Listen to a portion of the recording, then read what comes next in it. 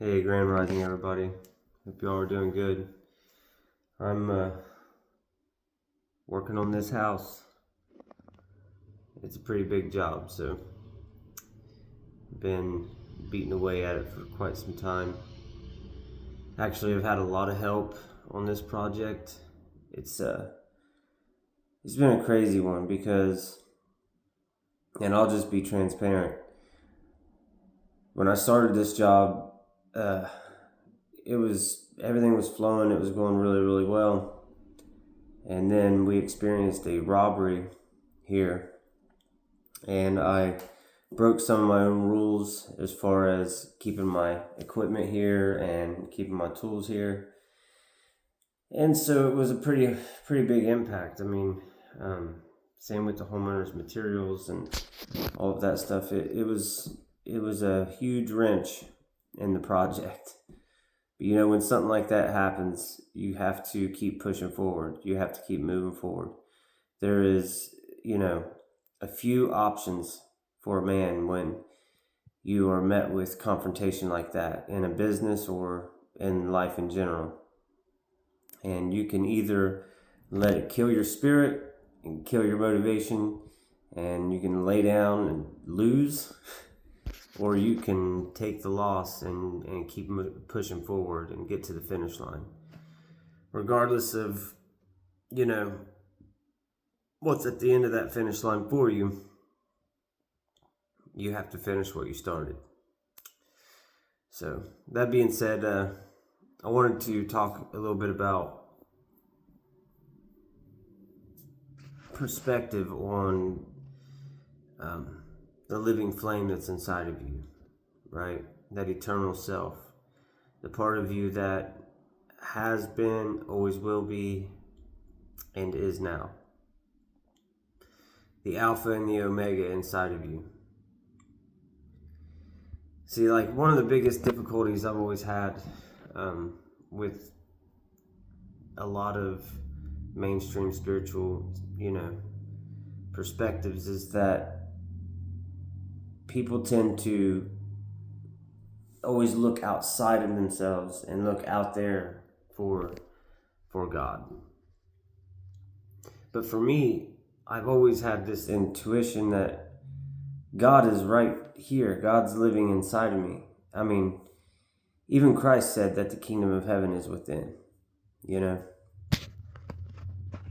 But I've always, contemplated the implications of that. If God is inside of me and is a part of me and I'm a part of God, then what are the implications of that, And that means that it doesn't matter what your heritage is. It doesn't matter what your religion is. It doesn't matter what your skin color is. It doesn't matter what species you are. There's a part of the eternal flame inside of you. And there's this video going around about like a possum being set on fire. I haven't seen the video, but I've heard people talk about it. And I seen this guy, and he's so right, man. He's talking about there's this disconnect in society,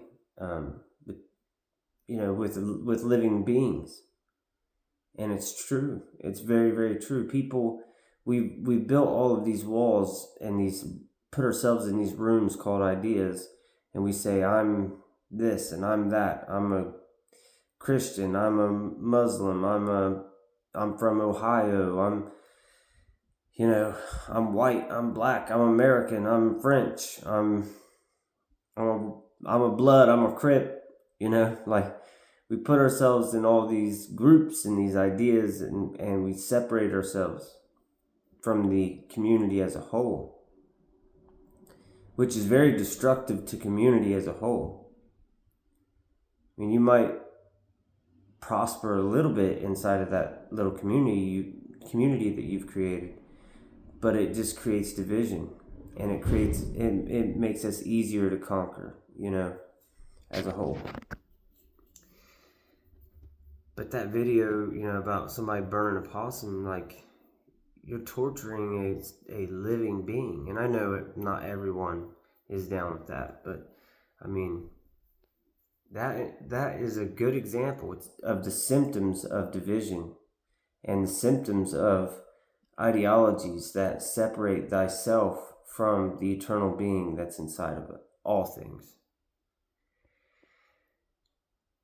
One time it was like, I think somewhere around 2017, 2018, I was in meditation and I and I had this thing come to my mind. It was, it was like, I am that I am. I am that, and I am that. And there's that, after being in the realization of that and opening the doors to that, I'm not the only person who's ever spoken that. I mean, there's a lot to the saying I am that I am, or the realization of I am that I am. And there's a lot more to it than what I'm about to say here, but if you look at life like I am that tree, I am that tree. I am you, and you are me. I am that deer crossing the road. I am the fly buzzing in the room. If you look at life with that perspective and genuinely take time to contemplate it, then typically you're going to grow a sense of compassion that's more rooted in truth. You're not going to speed up to hit the deer or the dog or the squirrel, because you realize, like, hey, that's me, man. That's a part of me. That's another part of me. And that opens up a whole realm of questions about hunting, about all these things. And I have my own perspectives on those things. Like, I'm not against hunting at all. Like, I think that everything is circumstantial. I'm much more against factory produced foods than I am hunting any day. But that being said, you should still hold those species sacred that you hunt and you put into your body. And you should give thanks to the divine every time you are provided for. And that's with plants too. I mean, we are the flowers, we are the trees, we are all things. And you can take that and in so many different ways. But when you take time to contemplate that, the I am that I am, then man, it changes your whole perspective on things. Step out of time, because everyone's in such a hurry. They're running away from death. But death is, it's coming. And it's not something to be afraid of. It's not something to dread. It's not something to not talk about. This beingness, this moment of the I am Patrick, this moment is not permanent. I mean, if you transcend time and you look at the quantum physics of reality and all that stuff, yeah, maybe it is. It's imprinted in the blueprint of reality, but from my perspective here and now, in my linear experience, it's not permanent. And you have to take it as sacred. And you have to take your children as sacred. You have to take the animals as sacred, the trees as sacred. And there's so many people out there who are living in concrete jungles, living in digital worlds, just scrolling, living vicariously through movies, through all of these different external stimuli that just dampen down the now that they're in. That's not permanent. They're just here until they die. I almost bet you that if you are a scroller, or if you are someone who does not live consciously, does not become aware of the eternal flame within you, or at least aware of yourself, I almost bet you those people, when they pass, they couldn't tell you 98% of their experiences. And they will not have memories to share. Maybe a few. But the generations that we're producing now, who are living vicariously, it doesn't mean that the imagination and all of these things are invalid. They're extremely sacred and important.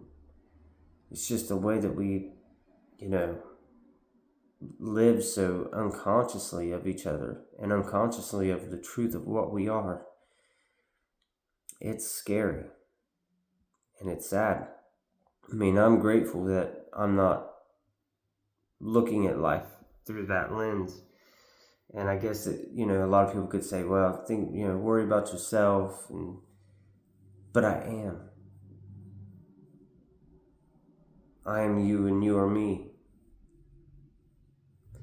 So, much love, guys.